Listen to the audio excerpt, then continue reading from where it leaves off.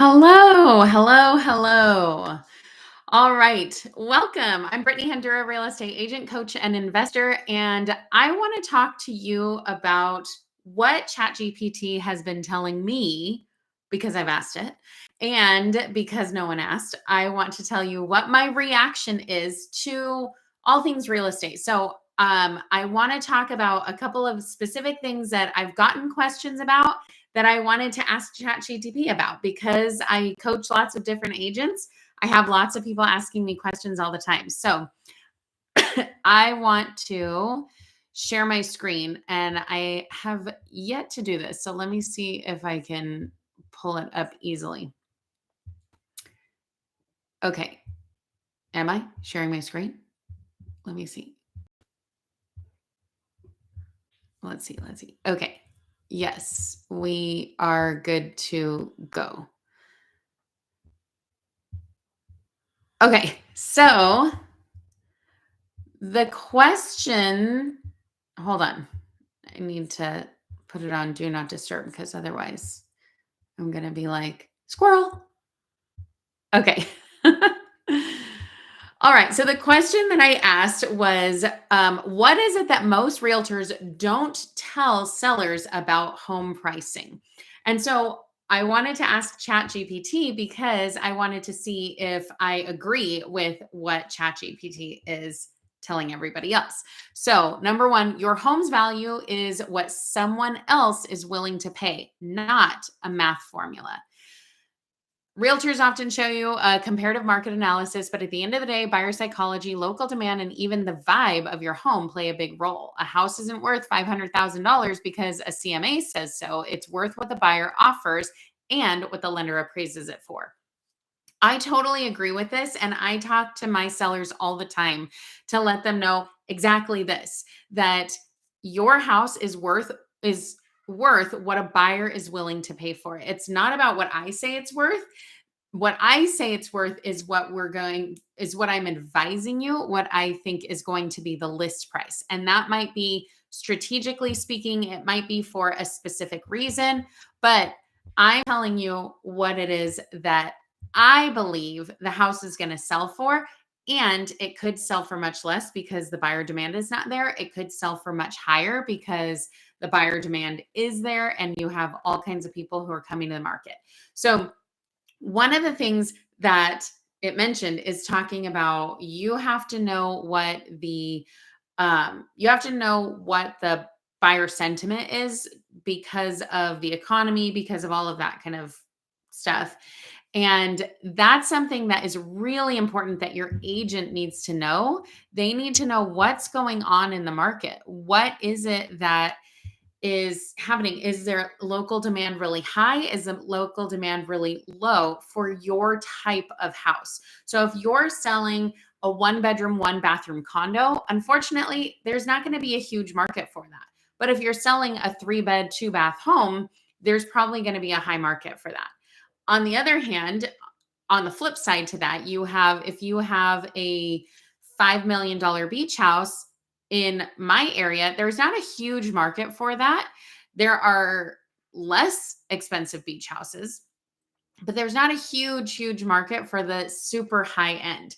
Now, if you go down a couple miles to Malibu, you're going to find $20 million beach houses. And is there a huge demand for that? Not a huge demand, but it's going to be more of a demand than in my area, right? I'm in Oxnard. So we do have beach houses. Those beach houses, we do have some that are listed at 4 and 5 million and they just sit and sit and sit. Why? Because there's not a huge market for it. There's not a huge demand for it. So depending on the demand for your type of house as a seller, that's going to be what a buyer is willing to pay for it. Same kind of thing with like they're talking about the vibes and all of that. Are the vibes right in your house? Or are people saying, it's a fixer, I don't want a fixer, or it's like done up enough, but not enough that I want to pay for it, all of that kind of thing. All of these kind of things are going to determine the price of your home, the list price of your home, not the sales price, because remember, the buyers determine that. Okay, let's jump back in and see what else they're saying. Realtors may recommend a higher price to win your listings. Some agents will intentionally overpromise a high sales price to get your signature, knowing full well it won't sell at that price. Later, they'll suggest a price reduction. This tactic is known as, quote, buying the listing. A smart seller chooses an honest agent, not just the one with the biggest number. Oh, this grinds my gears. I cannot stand when an agent goes in and says, "Oh, your house is worth $100,000 over what it's actually worth," because they want to buy the listing. That is not that it is just not ethical in my opinion. I don't think you should do that. Now, a lot of times you can go into a listing and your sellers are going to be saying, "No, no, no, I think it's worth way more." And the agent might say, "I don't think it's going to sell at that. This is the price that I think it's going to sell it for. But you know what? Why don't we try your way? Let's list it for a certain amount of time and then see what happens."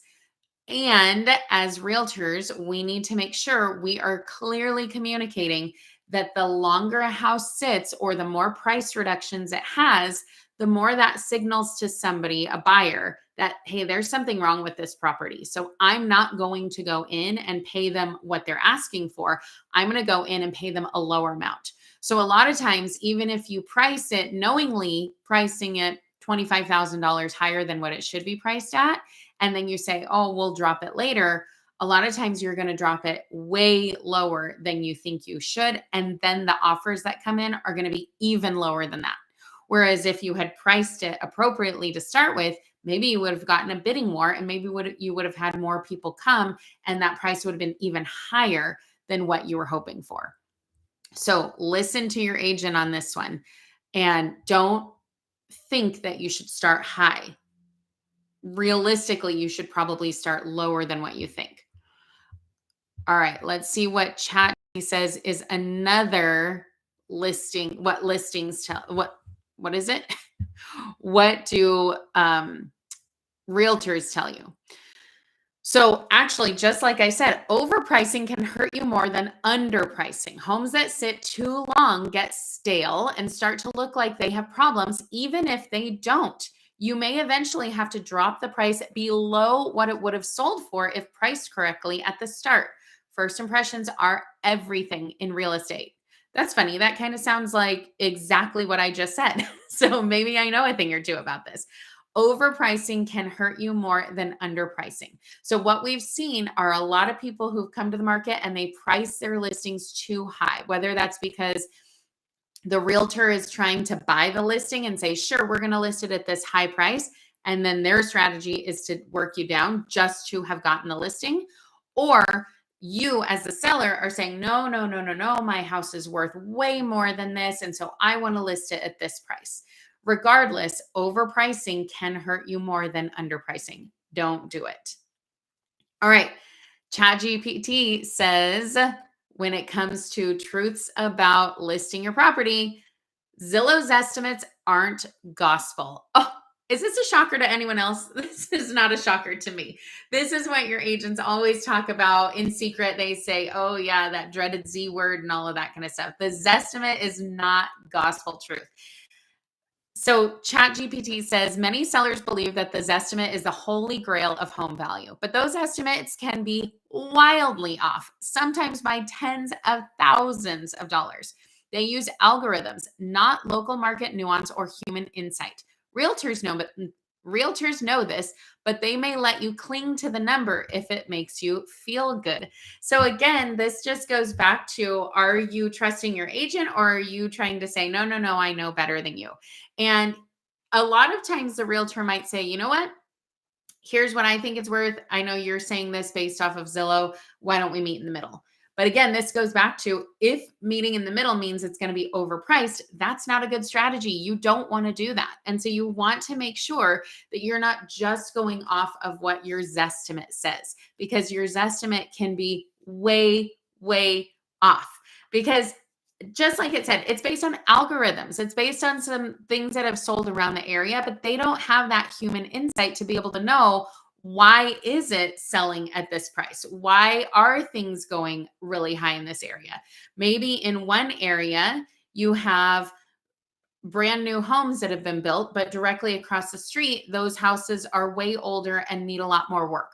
Maybe there are things going on. For instance, I have an area out by me where they're brand new builds. They were built a couple of years ago, and they're currently in a lawsuit because with the developer, the homeowners are in a lawsuit with the developer because they have had so many issues with, I don't know if it's the flashing or if it's the ceiling or what it is. Ceiling as in like caulking. I don't know what it is, but every single house has mold damage after the rains. Some of the houses have mushrooms growing out of the walls. And so they're trying to go back to the developer to say, okay, give us some money, fix this, do something to remedy this. The developer is saying, I'll give you each like 30 grand. Meanwhile, the homeowners are getting estimates of $300,000 per house because they have to go and rip out all of the stucco, go into the interior, clear all that mold damage. And you're telling me that the developer is only going to give you 30 grand to do that? It's going to cost a lot more than that. What was I talking about? Oh, the value of the homes. So Zillow doesn't know that. Zillow does not know that that is what you're up against. All Zillow sees is, hey, these homes have been sold for this much, so it must be this price, maybe a little bit more. But the realtor or a human eye is going to know that. They're going to be able to say, I have local knowledge, I have local understanding. And so they're going to be able to price it at a price that is more accurate based on what they know to be true. So the Zestimates and the automated like home price bots, they can be good. They can be helpful. They can give you a starting place, but you also need to come in with a human element and say, what is the purpose of all this? What is what does this really flesh out to? Okay, what's the next one? So the next home truth or home pricing truth from ChatGPT, it says what realtors won't tell you. Price band strategy matters. Price band. Like, okay, I'm seeing what they're saying. So saying like the range. Let's see what it says. Buyers often search in price ranges like 450 to 500 or 500 to 500,000. Listing your house at 505 might miss both search groups. A smart agent might price at 500 or 499 to cast the widest net, but not everybody does this. I do agree with it. I think that this is something that psychologically buyers like to see the smaller number. So especially if you're like right on the cusp, we want to go to that smaller number. But also a lot of times they are searching in a perimeter. They have a filter set. And so that filter is not going to show them anything above a certain price. So if you're right around the cusp, you want to bring it a little bit lower. Again, that's casting the widest net. That's going to get the most eyeballs on your property. All right. Next up, we have your renovation doesn't always pay off. Just because you spent $30,000 remodeling the kitchen doesn't mean you'll get $30,000 back. Some upgrades add value, but many are subjective or only help the home sell faster, not for more. Buyers don't always love what you loved. Now, this is really important. And I always tell my sellers this. I always tell them, if you're going to stay in your house for a long time, then absolutely do those upgrades. But if you're not going to stay there for very long, then do basically the bare minimum or nothing, because a lot of times buyers don't like the same things that you like or don't want it done in the same quality as you're going to do it. Or if you still want to make sure that you're doing it, getting the highest price, do something that appeals to the masses. You don't want to go in with your eclectic style and do all of these renovations that are very tailored and custom to you unless you're going to stay long enough to enjoy it. If you're going to stay long enough to enjoy all of these things that you're creating and all of this whimsy that you're adding and all this kind of stuff, great. But if you're trying to turn around and sell it for top dollar, do what the masses want. Decorate for the masses. That's why anytime you see a staged home, it looks like a model home. It does not look like it has a ton of character because it doesn't need to. That's not the point. The point is for somebody to come in and see a blank canvas. So you want to make sure that you are also helping them to see that blank canvas, imagine their lives there. You don't want to have them imagining your life there. And I've seen this a couple of times. I currently have somebody that I'm working with and I'm telling them they have a maximalist style and it's great for them. And anytime we go into a house that looks like a model home, I'm like, you're going to hate this, but just think of it as your own home. But now when we go to sell their home, I'm like, we need to take 90% of the stuff off the walls because we need people to picture themselves living there. So it's not going to be the best if you are trying to do it for your own tastes. You're definitely not going to get that money back. The same thing, a lot of times when we talk about like upgrades to your home, what you want to focus on are the kitchen and bathrooms. So doing a built-in backyard and all of that kind of stuff is going to be great for you to enjoy. But if you're not going to enjoy it, do the bare minimum. If you're just doing it to sell it, do the bare minimum or nothing. So again, photos are going to help. Photos are going to help bring people in, and they will likely get you a lot. What am I trying to say? They will likely get you the highest price that you will get, if that makes sense. But they're not necessarily going to get you the highest price that is what has sold in your area. It might just be that's going to be higher than what you would have gotten if you just took some iPhone photos and threw those up. You're not going to get a good price for your home at that point. But if you are trying to think about what's the best way to price it, make it look nice and make it look like what the masses are wanting. All right. So number 7, this is the final one. Oh, and actually this is what I just said of what ChatGPT says for what realtors won't tell you about pricing.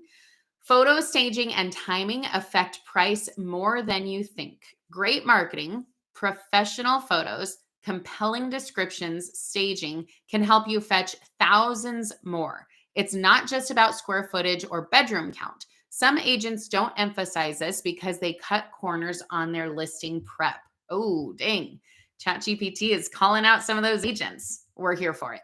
So we want to make sure that you are working with an agent who is going to do not just the bare minimum. I cannot stand it when there's a listing currently in my area that's selling for like 900,000 that literally is iPhone photos of people just like snapping the pictures. They don't even enhance it on their like computer. They don't edit it. They don't straighten it. They're all like crooked photos. And I'm like, you are selling this for almost $1 million.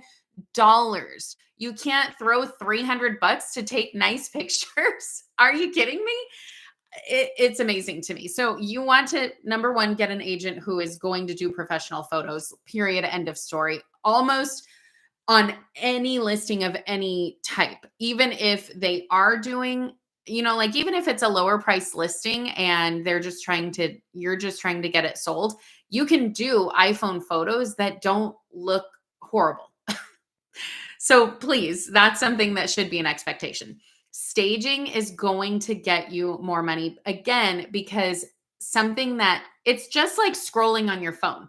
If something makes you stop and look at it, you're going to get more views, right? It makes sense. So if you have a listing that has some wow factors, that has beautiful photos, that has nice things to look at, that has the furniture placed in a way that you can picture yourself there, that's going to make you stop. That's going to make you say, I want to see that. I want to go and I want to take a look. I want to learn more. That's the whole goal, is that we want to bring people in. We want people to try and learn more and get excited about what is happening. So I want to make sure that you as sellers, you as buyers know, you as agents know what to do when you're pricing your homes. And also, speaking of buyers, what I tell buyers kind of on the flip side of that is look for houses that are a little bit ugly. Look for houses that have photos that have not, they just threw some photos up, iPhone photos, because that's where you're going to get a good deal, because that's where a lot of people are missing out. They're saying, oh, this doesn't look as beautiful as I want. So scroll through, scroll through, scroll through. But the reality is that if you can look past all that, that's where you're going to get a better deal, because the masses are not coming and submitting a bunch of offers because it's ugly or they didn't present it well. But you, if you can look past that and if you can see the beauty through the rubble, then you might be able to get a good deal. So I always tell my buyers, we want to make it look top notch, as beautiful as possible, stage it if needed. But then I tell my buyers, look past all that. It doesn't matter. So that's what I'm telling you. As agents, you need to make sure that you're doing things top notch. And I just recently talked about this in a training. If you are worth it, then you can absolutely ask for a high commission. If you're not worth it, then do not be asking for that high commission because that's embarrassing to everybody. You need to be worth what you're asking for. And you absolutely can be and should be. You should provide a great, great service. Okay, especially because you are helping people through sometimes, usually the biggest financial transaction of their lives. And if you can't like understand that, and if you can't spend a couple bucks on like photos, I can't. I can't. All right, moving on. So I asked ChatGPT. Am I saying that right? I keep in my mind flipping it and saying ChatGTP. It's ChatGPT. I say it 50,000 times a day. I don't know why it's right. Okay. So I asked ChatGPT, what do sellers need to know about cash offers? I have a cash offer that I'm working with right now. I'm actually working on the buyer side of it. And so a lot of times people come and they say, oh, we have these cash offers, these investors who are taking up these properties and all of that kind of stuff. So let's talk about the reality of, like, if you're a seller, what are the pros and cons? So I'm going to read through these real quick and then I'm going to react and tell you what I think about them. So the pros of a cash offer, we have faster closing. Cash deals can close in as little as a week because there's no lender involved. Fewer delays due to underwriting or loan issues. They also don't have to have appraisals unless they want to, but that's on the buyer to do that if they choose, because the appraisals are for the lenders. The lenders are the ones who want to make sure that they are loaning out their money to a good asset that's worth whatever they're loaning on. So if you don't have a lender, then you don't have to worry about an appraisal. Fewer contingencies. Most cash buyers waive financing and often appraisal contingencies, like I was just saying. So you don't have to have those contingencies in place. That means fewer chances of the deal falling through. Less risk. No mortgage equals no risk of buyer financing falling through last minute. So if it's going to fall through, it's because something changed. They decided they didn't want it anymore or something like that, but it's not going to be because of the financing, most likely. It's ideal if you're on a tight timeline or dealing with multiple offers. A lot of times, if you are dealing with multiple offers, you can really pick it out and say, okay, well, this is a cash offer. However, which I'm sure we'll get down to, a lot of times these are going to be lower offers because they know that it's valuable to have a cash offer.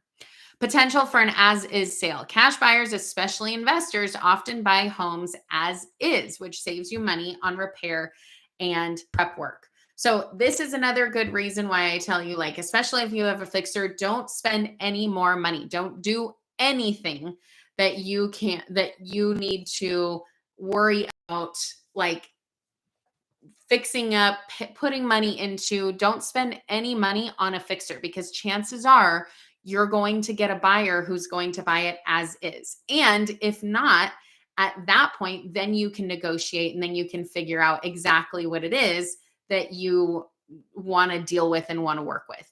But if you have a cash buyer coming, a lot of times they're an investor. They're going to want to flip it. They're going to want to put money into it. They're going to want to do something different than what you would have done. So usually just leave it be. All right. Oh, a good photographer in OC. I do have photographers that I use all over Southern California. I would have to go through my phone book. My phone book. Wow, what a grandma. Uh, my Rolodex. I have to go through that. Anyway, I have to look in my contacts and see who it would be in your area. Send me an email, BrittanyHanduraRE@gmail.com, and I will look through good photographers for you and get back to you. All right, so let's jump back in. What are some of the things to watch out for? According to ChatGPT, things to watch out for with cash buyers is number one, I said it, they tend to offer lower offers. Cash buyers, especially investors or flippers, often offer below market value. They expect a discount in exchange for convenience and speed. This is absolutely true. This is one of the negatives about getting a cash offer is they're usually going to be below market value. One of the other reasons is because they can go out and they just say, well, we need to turn a profit. We know what our bottom line is. If it meets those numbers, great. If not, we're moving on to the next. So their list of inventory is much larger. Can you guys hear my puppy? He's going crazy over here. Their inventory list is much larger than, say, an individual who's just looking for a home for them and their family. They're looking for something specific. They need it to feel good, smell good, look good, all of that kind of stuff. Investors don't care about that. Scams or we buy houses schemes. Some cash buyers are legit, but some aren't. Vet buyers carefully. Proof of funds is a must. I will say I work with a cash buyer who a lot of times they assign the contract. So basically saying they get it under contract and then they give it to somebody else, and that other person is the one who actually closes the deal. This is not a scam. It still works out. Everything's still on the up and up, but you really have to be careful about this. You have to be wary. This is why you should not go about this like as a FISBO, like what's it called? For sale by owner.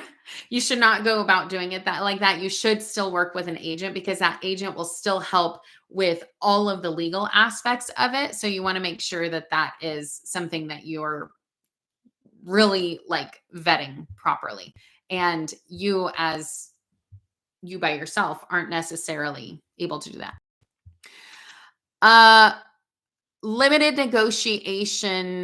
Limited negotiation. Cash buyers tend to play hardball. You may get fewer concessions compared to a financed buyer. This is true. A lot of times the cash buyers are saying, this is what we offer, take it or leave it.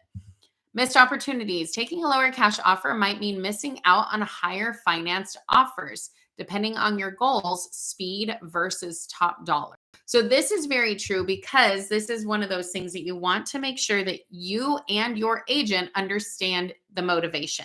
So if your motivation is, I want to get out of Dodge, maybe it's, I want to sell to move somewhere else. Maybe it's, I need to sell and use a 1031 to buy my next property.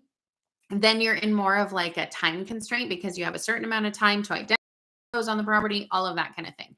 And so you want to make sure that you as the agent know what the motivation is, what the reason for selling is. Some people say, I want to sell. I don't want to sell to an investor. I don't want to sell to somebody who's just going to come and like, gentrify the neighborhood even further and all of that kind of stuff. And that is the prerogative, although you also want to make sure that you're not violating any fair housing guidelines. You can't say, I like this family better than this family because this is nuclear family and this one has two moms. You can't do that. You want to make sure that you are not violating fair housing in any way. And again, that's part of what your agent helps you with. So as a seller, make sure that you understand that. But you can say, I don't want to sell to an investor. And if you have all these other offers on the table, it's fine to take those. If you have no other offers, you might be selling to an investor, depending on your motivation. And then finally, let's see, top tips for selling considering cash off. Wait, what? sorry, tips for sellers considering cash offers. Always ask for proof of fund, bank statements, or a letter from the buyer's bank. Of course, real estate agents, we always this is actually part of our contract, is that we're saying the default is that you are providing proof of funds with the offer in hand. So if you're an agent working with a buyer, then you're going to ask for those proof of funds in advance to make sure that they can do that. That could be their pre-approval, but if they're saying we're putting 20% down, you need proof of funds for those 20%. Oh, we're talking about cash offers. For cash offers, you need funds for all of that. So you need to see proof of funds and you need to be able to give that to the listing agent. Same thing for your listing agent. If you're a listing agent, you need to make sure that you're verifying that. But again, it comes in the contracts. You're going to have to get that provided to you. Compare offers side by side, weigh speed and convenience against price. So again, this goes back to your motivation. Whatever the motivation of the seller is, that's going to be what's going to win out. And of course, this is assuming you have multiple offers. If you don't have multiple offers, there's not much to compare side by side. Work with a good real estate agent or attorney. They'll spot red flags and help you navigate. In California, we don't really work with real estate attorneys, which is actually kind of surprising given how, what's the word? What's the word I'm looking for? I want to say legislative. That's wrong. How much we sue people. Anyway, you don't work with a real estate attorney when you're going through the transaction. You work with a real estate agent, but their whole job is to be your fiduciary, meaning they put your needs in front of their own and they help you spot red flags. They help you navigate all of the red tape when it comes to fair housing, when it comes to navigating the transaction, when it comes to all your contracts, all of that, you as a real estate agent are going to be helping with. And don't rush. Just because it's cash doesn't mean you can't negotiate or take your time. That is very true because a lot of times the agent or the cash buyer is either going to want it or they're not. And so you don't necessarily need to sit there and be like, oh, I need to answer this so quickly. It's really just like, okay, you can come back to them a week later and say, hey, are you still willing to talk to us? Now they might say, sure, but because it's a week later, we're going to lower the price even more. But that's the risk you're taking. But the reality is you're not like handcuffed. You don't have golden handcuffs when you're working with somebody like that. So don't stress, don't worry about that. Okay. And next, what I wanted to talk to you guys about I wanted to give you a market update. So I get a newsletter on Thursdays called The Playbook. I think it's called The Playbook. It's called something like that. The Playbook. Anyway, something like that. It's a real estate newsletter. And it tells me like the national averages for the market. And of course, as real estate agents, we need to dive into our local market statistics. But for our purposes here, I am going to share what I have seen. Okie dokes. Oh, I forgot that this is how this works. Hold on, let me see. Oh, yeah. I'm sharing my screen over on YouTube for those of you who are wondering. And this is my first time doing it. So I'm still trying to figure out. Okay, I think this one is it. Let's see. Yes. Okay. So weekly housing trends, mortgage rates fall. Now, here's a really good example of how headlines do more to terrify than clarify. Mortgage rates, quote, falling. They're at 6.81%. Last week, they were at 6.83.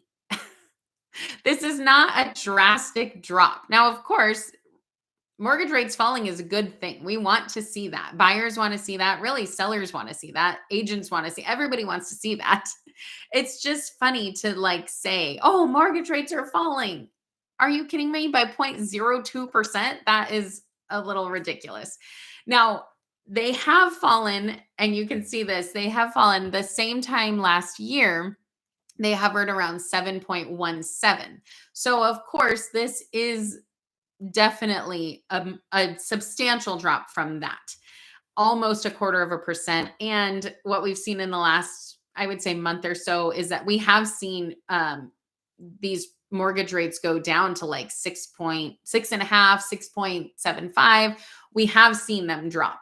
It's just funny to me that they're like, mortgage rates are falling. And I'm like, oh, okay, dramatic. Listing prices, the list price inched up, which is saying that what the prices of the homes were listed for is going up. That doesn't necessarily mean that what they sell for go up. And you can generally say that what they're selling for is also going up, but we have seen some price reductions and things like that. So of course, the averages mean that some are going up, some are going down. You need to look at your specific market. I know that in my area, like my average home price is about 800,000, and it is continuing to go up. It's still a pretty strong sellers market. The sellers are still the ones who are in demand because there's still low inventory, still decent buyer demand. And so our list prices, they're at a certain price point, and then people are buying. So if we listed it and then people weren't buying and we said, oh, we need to lower it, then that list price would go down. But that doesn't mean that home prices are falling, because home prices are, number one, based on what the homes have sold at. And also it's taking into account all of the homes and all of the appreciation of that homes and all of that kind of stuff. So list price is really a small glimpse into this. Number of listings up by 30%. That's pretty substantial, because this is, well, let me just read what this says.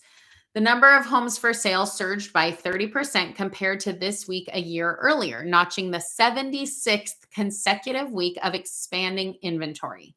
Although the number of new sellers entering the market dipped by 1.6% after 14 weeks of gains, that's likely because of Easter and Passover. Next week, fresh listings are expected to rebound big time. So listings are going up, which means inventory is going up, which is really good for everybody. We want listings and inventory to go up. And so we want to make sure that we are, as agents, that we are really keeping a good eye on what is happening in our local inventory, because the fewer homes on the market, the higher the prices are going to be, right? It's always and forever supply and demand. And so if the supply is low, inventory is low, and demand is high, the prices are going to go up. The same thing what we're talking about, if mortgage rates drop even more substantially, then the buyer demand is going to come. The demand is going to go even higher. And if inventory stays low, then you're still going to get those higher prices. If inventory stays low, that's when prices skyrocket. But if inventory keeps up with demand, which it won't, because we don't have enough inventory to keep up with demand, we're still going to see prices go up, but they're not going to go up at like crazy amounts like if we had seriously low inventory. The inventory is continuing to go up. I hope that makes sense. Okay, let's jump back in here. I need to find a way to find this easily. Oh, here it is. Okay, so now we have on the market is 53 days. That's 4 extra days compared to this week last year, with the typical listing spending 53 days up for grabs before finding a buyer. This is saying the pace of sales has been slowing for around a year, although it's still faster than it was before the pandemic. This indicates how tight today's housing market truly is, despite high mortgage rates and home prices. This is a big indicator, because this really tells you that homes staying on the market typically indicate that there's not as many buyers, but what we know, the home prices are continuing to go up. It's up 53, or not, it's up by 4 days compared to this week last year. But keep in mind that last year was 2024, the year before was 2023, 2022, 2021, 2020. And in 2020, the average length of time that things were staying on the market nationwide was like 10 days. So it was like extremely low, and then it's gone up from there. So it's saying it's still not as high as it's still not as high to be as what does it say? It's still not as high. Okay. It is still not as high as this time before the pandemic. And so that is what you have to know, is that it's still evening out, and it's still, houses are still selling faster than before the pandemic. We're going to be seeing the fallout of this for a long time, because what happened is that everybody locked in on that 2.5%, 3% interest rates. And so for a long time, nobody is going to be selling. And we've seen that nobody has been selling because they want to stay locked into that 2-3% interest rate. They don't want to be paying 7% or 6.81. They want to be in at 2 and 3%. And so a lot of people have not been selling. So even if we have a bunch of people coming to the market, those houses are still going to sell. 53 days on the market is kind of a long time in my market. That I would definitely look at that and say, oh, what's wrong with that? And for the most part, I would say it needs a price reduction, because 53 days is still a long time. But it is more the norm now. And so if we're seeing homes start to go faster and faster and faster, then that number is going to drop, and we're going to see something different. So let's see. What else do we need to know? Oh, I do think this is the last thing that I'll share with you guys, because I think this is important. And I have this for sure. Home buyers are bailing. This one. A Redfin report found that Trump's tariff turmoil has convinced nearly 1 in 4 Americans to cancel plans for a major purchase, such as a house. Who've made an offer, 13% backed out in March. To entice jittery buyers across the finish line, 44% of home sellers offered concessions in the first quarter of 2025, such as mortgage rate buydowns. That's almost half of the sellers are offering concessions.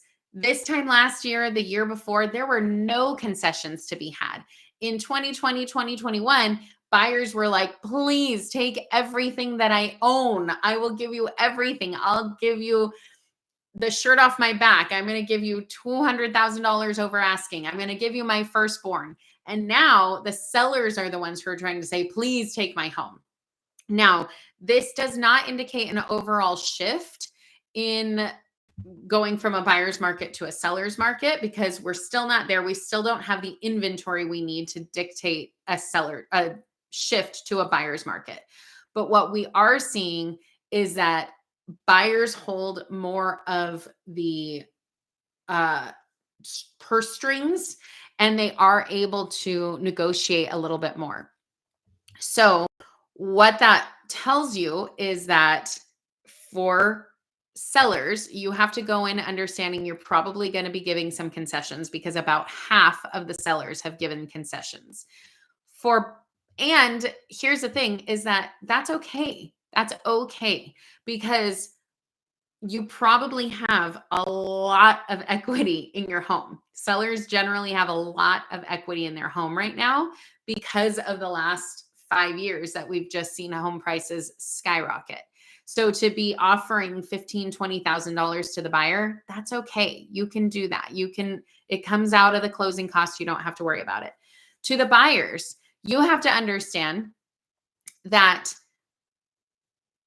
there are going to be some houses where if you're in a bidding war, you probably can't ask for that.